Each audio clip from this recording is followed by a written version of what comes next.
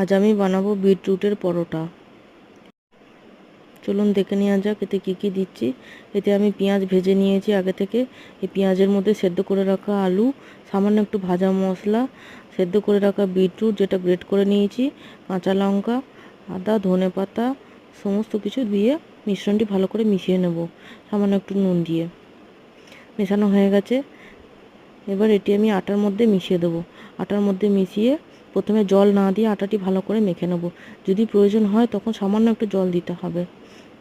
এবার আটাটি ভালো করে মাখা হয়ে গেলে এর মধ্যে আমি লেচি কেটে কয়েকটা বড় বড় লেচি গোল গোল করে নেব।